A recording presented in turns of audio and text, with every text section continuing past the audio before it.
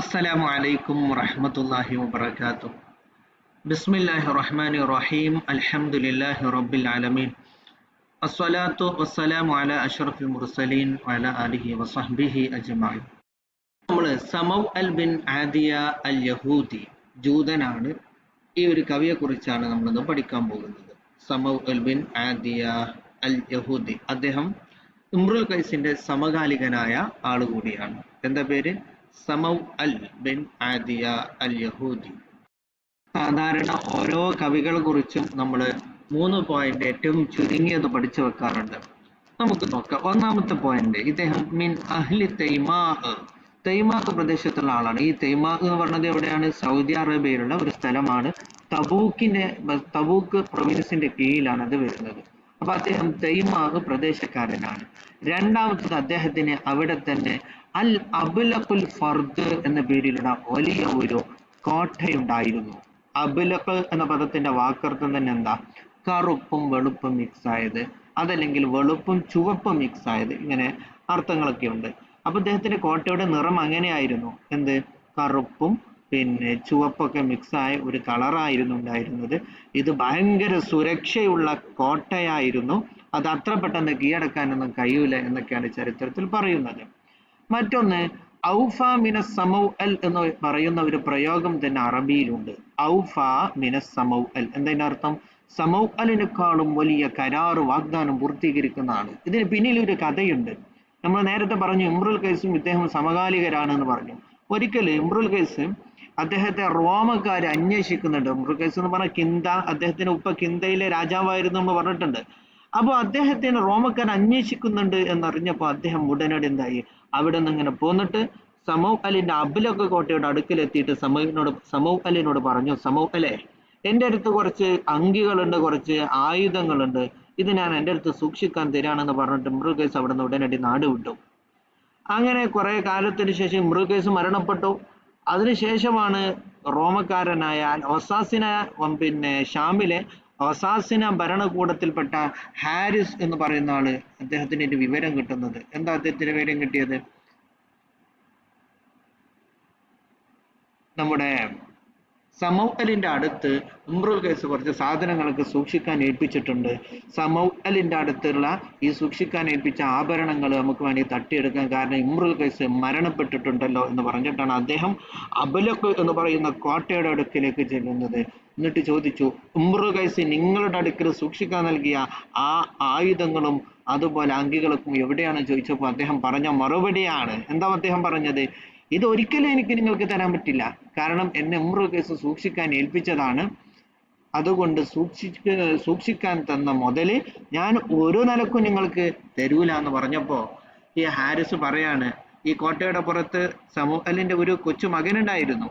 അപ്പൊ ഹാരിസ് ആ കൊച്ചു മകന്റെ കഴുത്തിൽ കത്തി വെച്ചിട്ട് പറയാണ്, നിങ്ങൾക്ക് ഒന്നുകിൽ ഈ മകന്റെ ജീവൻ കിട്ടും, അതല്ലെങ്കിൽ നിങ്ങൾ എനിക്ക് ഇമ്രുൽ ഖൈസ് സൂക്ഷിക്കാൻ ഏൽപ്പിച്ച ആ ആയുധങ്ങൾ നൽകണമെന്ന് പറഞ്ഞപ്പോ, നിങ്ങൾ എന്ത് ചെയ്താലും വേണ്ടിയില്ല, ഞാൻ എന്നെ സൂക്ഷിക്കാൻ ഏൽപ്പിച്ച മുതല് നിങ്ങൾക്ക് തരുന്ന പ്രശ്നമേ ഇല്ല എന്ന് പറഞ്ഞതോടുകൂടി ഇയാൾ, ഈ ഹാരിസ് ബിൻ അബി ഷുമർ അൽ ഖസാനി എന്ന് പറയുന്ന ആൾ, അദ്ദേഹം എന്താ ചെയ്തതെന്ന് അറിയോ? ഈ മകനെ 2 കഷ്ണമാക്കി മുറിച്ചു എന്നാണ്.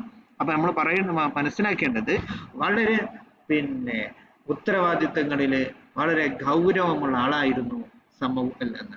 ഇനി അദ്ദേഹത്തിന്റെ കവിതകളൊന്ന് നോക്കി നമുക്ക് വായിച്ചു നോക്കാം. അദ്ദേഹത്തിന്റെ കവിത എന്താ? ഇദൽ മർഉ ലം യദ്നസ് മിനൽ ലുഅ്മി യർളുഹു ഫകുല്ലു റിദാഇ യർതദിഹി ജമീലു. ദനിസ യദ്നസു എന്ന് പറഞ്ഞാൽ എന്താ അർത്ഥം? ചളിയാവുക അല്ലെ? ധനസ് എന്ന് പറയില്ലേ ചളിക്ക്? ധനിസ് യദ്നസു എന്ന് പറഞ്ഞാൽ ചളിയാവുക. എർള് എന്ന് പറഞ്ഞാൽ എന്താ? അഭിമാനം എന്നർത്ഥം. നോക്കിങ്ങള്, ഇദൽ മർഉ ലം യദ്നസ്, ഒരു മനുഷ്യൻ, ലം യദ്നസ് എർളുഹു, അന്റെ അഭിമാനത്തിന് ചളി പുരണ്ടില്ല. എങ്ങനെ? മിനൽ ലുഅ്മി, ആളുകളുടെ ആക്ഷേപം കാരണത്താൽ. ആളുകൾ ഓനെ കുറിച്ച് ഒന്നും പറഞ്ഞില്ല, കാരണം ഇവന്റെ സ്വഭാവം പെർഫെക്റ്റ് ആക്കിയാണ്. അപ്പൊ ഒരാളുടെ സ്വഭാവം, അദ്ദേഹത്തിന് അഭിമാനത്തിന് ഒരിക്കലും ചളി പുരണ്ടിട്ടില്ല എങ്കിൽ, ആളുകളുടെ ആക്ഷേപം അവനിക്ക് ഒരിക്കലും കേൾക്കേണ്ടി വരുന്നില്ല എങ്കിൽ, അവൻ ധരിക്കുന്ന എല്ലാ വസ്ത്രങ്ങളും ജമീലുൻ, അവനിക്ക് ഭംഗിയുള്ളതായിരിക്കും. ഒരാള് തൻ്റെ അഭിമാനത്തിന് പണയം വെക്കാതെ വളരെ നല്ല ശുദ്ധിയോടുകൂടി സംശുദ്ധമായിട്ട് ആളുകളോട് പെരുമാറാണെന്നുണ്ടെങ്കിൽ പിന്നെ ഓനിക്ക് നല്ല ഡ്രസ്സ് ധരിക്കേണ്ട ആവശ്യമില്ല, അല്ലെങ്കിൽ ഓൻ വലിയ കൊട്ടാരത്തിൽ ജീവിക്കേണ്ട ആവശ്യമില്ല. എന്താ അവന് ആളുകളൊക്കെ ബഹുമാനിക്കും. അതാണ് ഇപ്പൊ കുല്ലി റിദാഇൻ. റിദാ എന്ന് പറഞ്ഞാൽ ശരിക്കും വസ്ത്രം എന്നാണ് അർത്ഥം, ഇവിടെ സ്വഭാവം എന്നാണ് ആശയം. ഇപ്പൊ കുല്ലി റിദാഇ ഇർതദിഹി, അവൻ അലങ്കരിക്കുന്ന ഏത് സ്വഭാവവും ജമീലുൻ, അവൻക്ക് ഭംഗിയുള്ളതായിരിക്കും. വഇൻ ഹുവ ലം യഹ്മിൽ അലൻ നഫ്സി ലൈമഹാ ഫലൈസ ഇലാ ഹുസ്നി സനാഇ സബീലോ. വൈൻഹുവ, ആ മനുഷ്യനെങ്ങാനും ലം യഹ്മിൽ അലൻ നഫ്സി ലൈമഹാ, ലം യഹ്മിൽ അലൻ നഫ്സി, തന്റെ സ്വന്തം ശരീരത്തിന്റെ മേൽ അടിച്ചേൽപ്പിച്ചിട്ടില്ല എങ്കിൽ എന്തിനെ ലൈമഹ, ആ ശരീരത്തിന്റെ അക്രമത്തെ. ലൈമ് എന്ന് പറഞ്ഞാൽ അർത്ഥം അക്രമം. അപ്പൊ നമ്മുടെ ശരീരം പല രീതിയിലുള്ള അക്രമ സ്വഭാവം പുറത്തെടുക്കാൻ പറയുമ്പോഴും നമ്മൾ എന്ത് ചെയ്യണം? ആ സ്വഭാവത്തെ ആ ശരീരത്തിന്റെ മേൽ തന്നെ അടിച്ചേൽപ്പിക്കണം. നമ്മളത് പുറത്തേക്ക് എടുക്കാൻ പാടില്ല, അല്ലേ? ഒരാൾ കഞ്ചാവ് വലിക്കുക, സപ്പോസ് കഞ്ചാവ് ഉപയോഗിക്കുക എന്നുള്ളത് എന്താണ്? നമ്മുടെ ശരീരം പറയുന്ന ഒരു അതിക്രമമാണ്. അത് ആ നെഫ്സിന്റെ മേൽ തന്നെ അടിച്ചേൽപ്പിച്ചിട്ടില്ല എങ്കിൽ അവിടെ തന്നെ അത് ഒതുക്കണം. അങ്ങനെ ഒതുക്കിയിട്ടില്ല എന്നുണ്ടെങ്കിൽ ഫലൈസ ഇലാ ഹുസ്നിഹി സനാഇ സബീലു, ഫലൈസ സബീലു, ഒരു വഴിയുമില്ല ഇലാ ഹുസ്നി സനാഇ, നല്ല പ്രകീർത്തനം ആളുകളുടെ അടുക്കൽ നിന്ന് കിട്ടാവുന്നതാണ്. അപ്പൊ എല്ലാവരും കുറ്റം പറയുകയേ ചെയ്യുള്ളൂ. നമ്മളോട് നമ്മുടെ ശരീരം അമ്മാറത്തും ബിസ്സു ആണ്.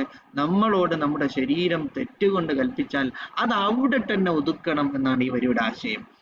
തുഅയ്യിറുനാ അന്നാ ഖലീലുൻ അദീദുനാ ഫഖുൽതു ലഹാ ഇന്നൽ കിറാമ ഖലീലൂ.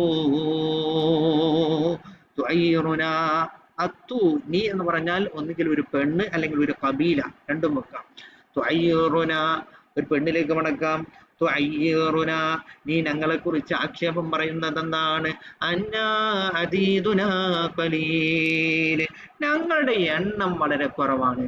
ഞങ്ങളെ കബീലിനെ പറ്റി നിങ്ങൾക്ക് പറയാനുള്ള ഒരു ഐബ് എന്താണെന്നറിയോ? ഞങ്ങളെ കബീലക്കാര് വളരെ കുറവാണ്. അപ്പൊ ഫഖുൽതു ലഹാ, ഞാൻ അവളോട് പറഞ്ഞു, ആ കബീലക്കാരോട് പറഞ്ഞു. എന്താന്ന് പറഞ്ഞത്?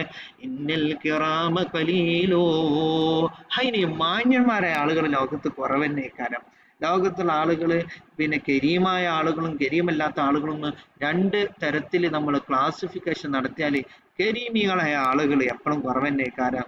ഞങ്ങൾ കുറച്ചാണെന്ന് വിചാരിച്ച് ഞങ്ങൾക്കൊരു അയബൂല, കാരണം ഉള്ളവര് നല്ല ആൾക്കാർ ലോകത്ത് എപ്പോഴും തന്നെക്കാരം കുറവന്നേക്കാരം, അല്ലെ? സ്വർഗവാസികളും നരകവാസികളും നമ്മൾ രണ്ടാക്കി ക്ലാസിഫിക്കേഷൻ നടത്തിയാൽ ആരായിരിക്കും കൂടുതൽ?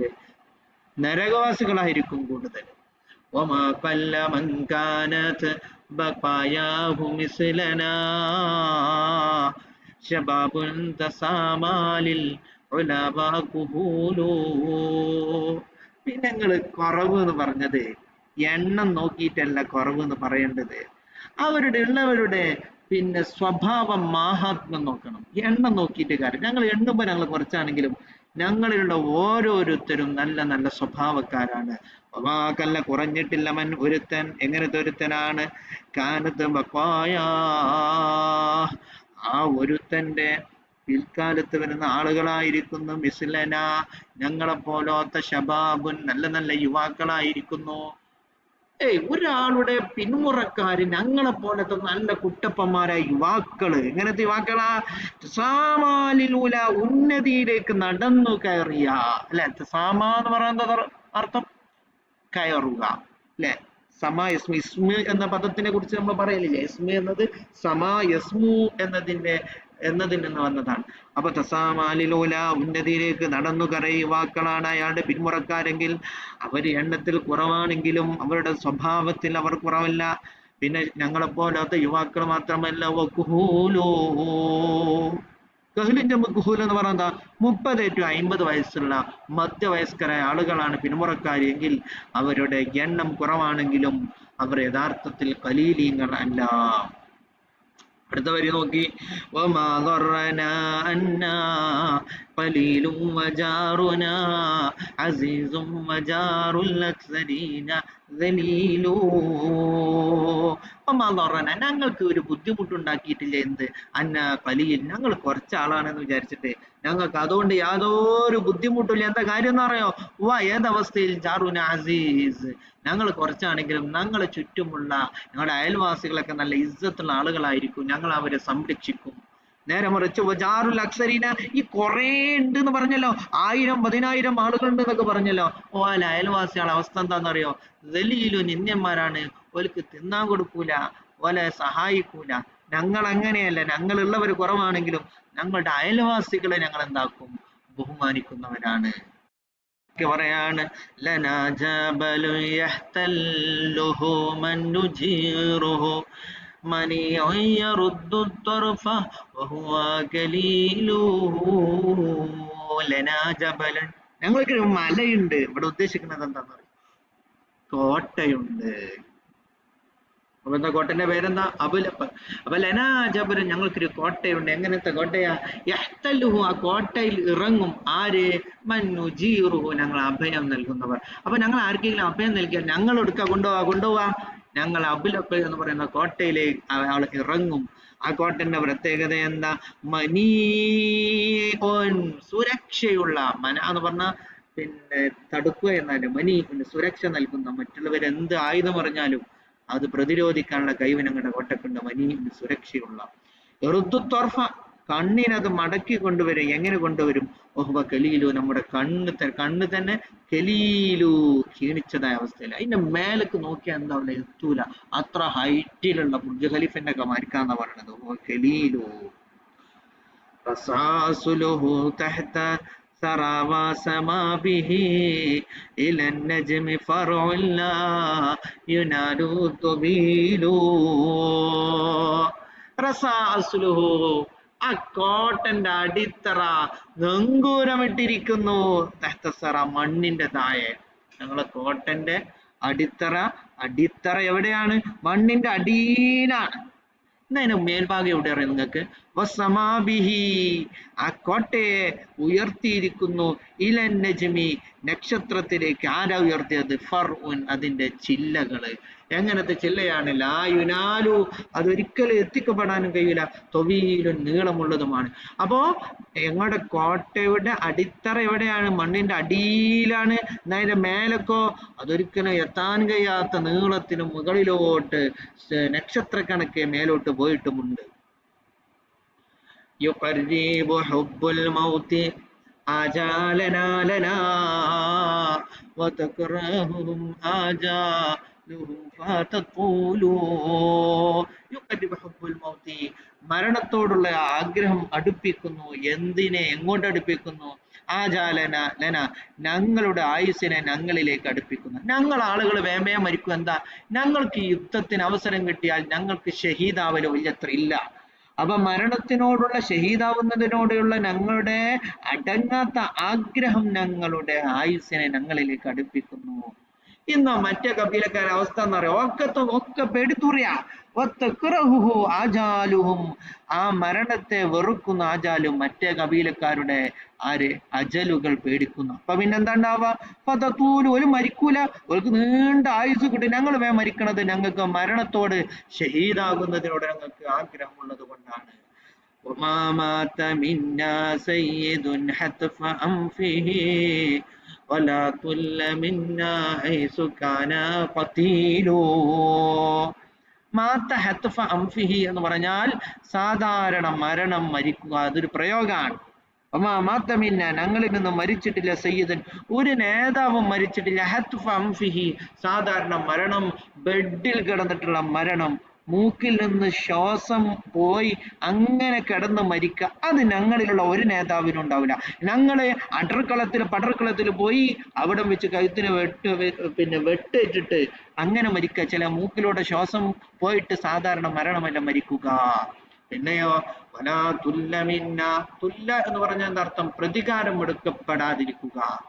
വലാ തുല്ല മിന്ന, ഹൈസുഖാന ഖത്തീൽ, ഞങ്ങളിൽ ഒരാൾ കൊല്ലപ്പെട്ട് കഴിഞ്ഞാൽ അയാളിൽ നിന്ന് പ്രതികാരം എടുക്കപ്പെടാതിരിക്കുക എന്നതും ഉണ്ടാവില്ല.